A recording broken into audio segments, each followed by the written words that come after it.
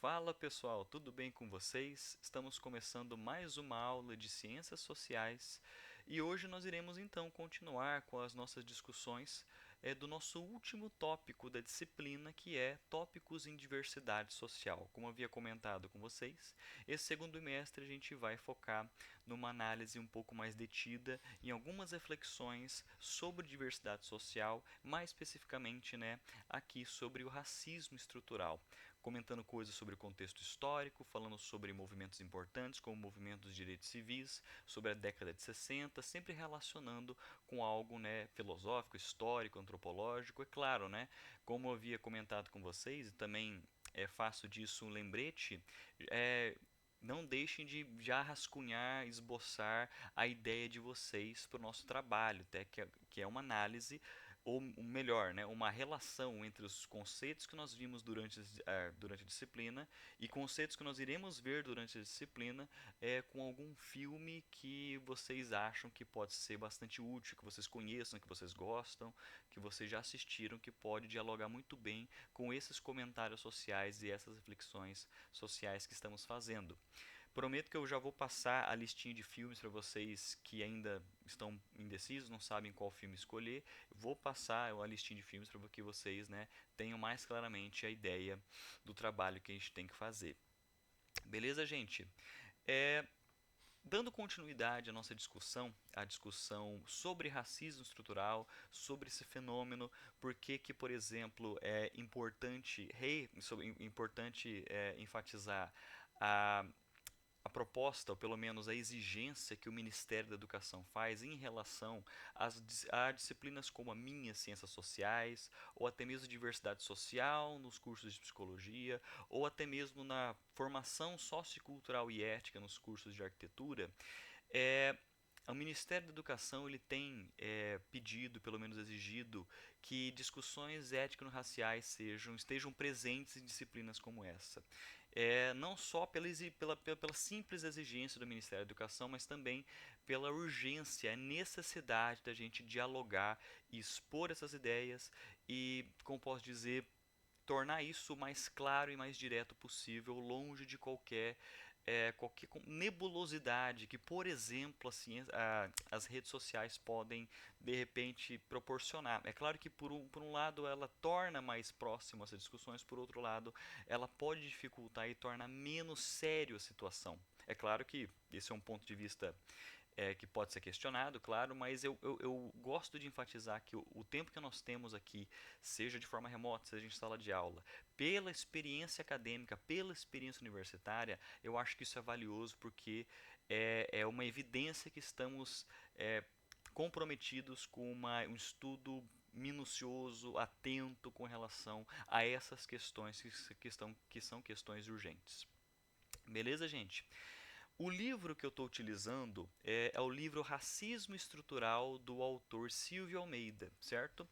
Ele é um filósofo de formação e ele vai discutir diversos tópicos históricos, antropológicos, filosóficos do porquê do surgimento, da origem do fenômeno e por que ele deve ser reconhecido como um fenômeno cultural e não pode ser simplesmente identificado como comportamento, hábito, seja linguístico ou não, de modo individual. Por que não devemos ver esse fenômeno simplesmente como algo individualizado e sim cultural? E a gente precisa, estudar um pouco como que isso se mostrou na história e por que se mostra dessa forma e por que ele é constantemente reproduzido. Logo, a gente chama ele de racismo estrutural. Pensem, só para retomar um tópico bastante importante, pensem estrutural igual a, cultura. Como que isso foi solidificado, foi, digamos assim, condicionado através da nossa cultura, pensando aqui a cultura ocidental, a cultura eurocêntrica, branca, judaico-cristã, como que isso então mostrou para a gente alguns efeitos da hegemonia do pensamento ocidental e como que isso então nos mostra o apagamento de identidades, o apagamento de culturas, o apagamento de perspectivas e por que é importante então falar sobre não só racismo, né? Falar sobre racismo, misoginia, machismo, homofobia, intolerância com a comunidade LGBTQ+, intolerância religiosa, capacitismo, de uma maneira que como que reconhecer isso sendo reproduzido na cultura, certo? Eu vou disponibilizar para vocês, disponibilizar para os líderes das turmas de vocês, né, o livro do Silvio Almeida, e no livro eu estou utilizando aqui esse trecho do capítulo Raça e Racismo. Só tornando claro que é um livro muito claro, é um livro muito bom. Creio que, independente da disciplina, da exigência do professor, eu peço que vocês leiam sim, independentemente, porque eu acho que é uma coisa importante, uma coisa bastante legal também. Vamos ler então esse slide. Há grande controvérsia sobre a etimologia do termo raça.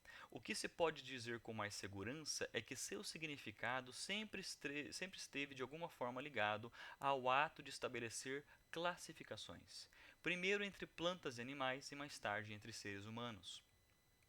A noção de raça como referência a distintas categorias de seres humanos é um fenômeno da modernidade que remonta ao meados do século XVI. Raça não é um termo fixo, estático. Seu sentido está inevitavelmente atrelado às circunstâncias históricas em que é utilizado.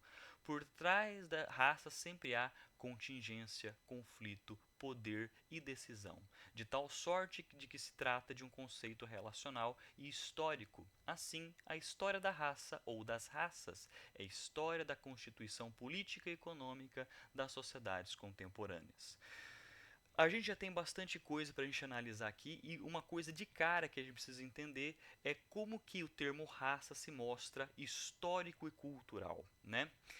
Existe um pensamento que é o chamado pensamento pós-moderno, que ele mostra uma tese muito forte. Muitos acadêmicos e pessoas também não ligadas à academia torcem o nariz para as teses pós-modernas, mas ela mostra uma tese bastante influente, bastante forte, que mostra, num sentido mais geral, qual é essa perspectiva de analisar e reanalisar o que a gente chama de pensamento ocidental. Um dos principais argumentos do pensamento pós-moderno é esse.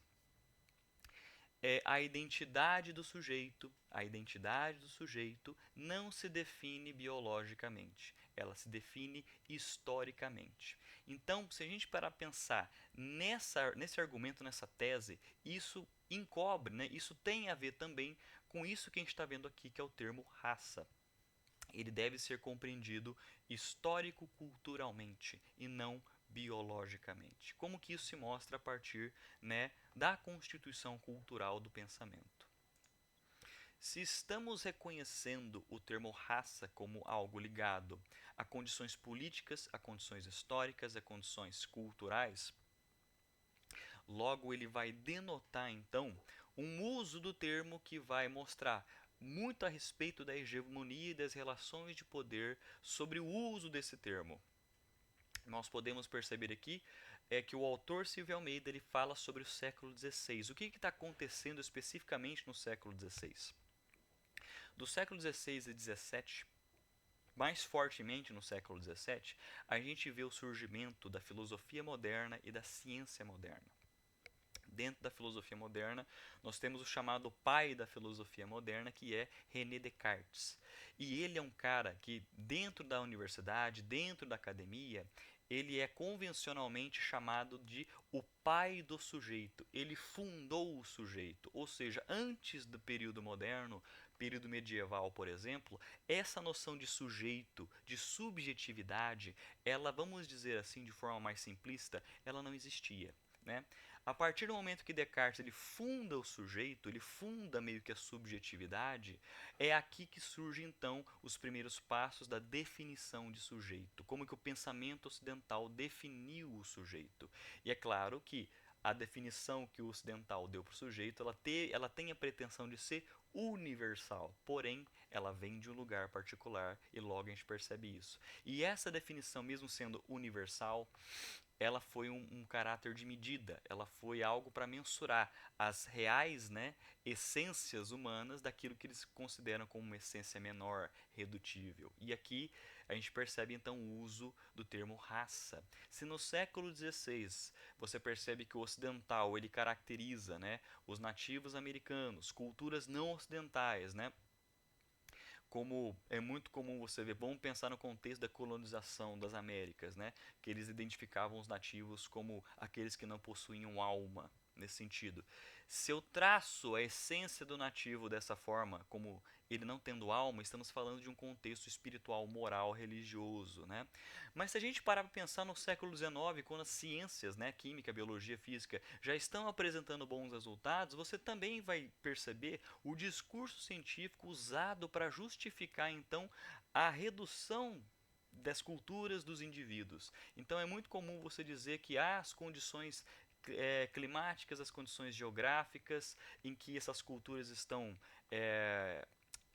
no qual elas estão presentes assim, mostra que elas são inferiores fisicamente, intelectualmente, moralmente. Isso justifica que elas são degeneradas, elas são lascivas, elas são imorais. Professor, mas isso tá dentro, isso foi chamado de discurso científico quando no século XIX? Isso foi meio que aceito pela comunidade acadêmica no século XIX. E a gente percebe que isso foi usado para fins políticos, econômicos e culturais, para você justificar, para você manter o privilégio de uma classe intelectual, para você subjugar, escravizar e reduzir outras culturas que não fossem do mesmo molde do pensamento ocidental.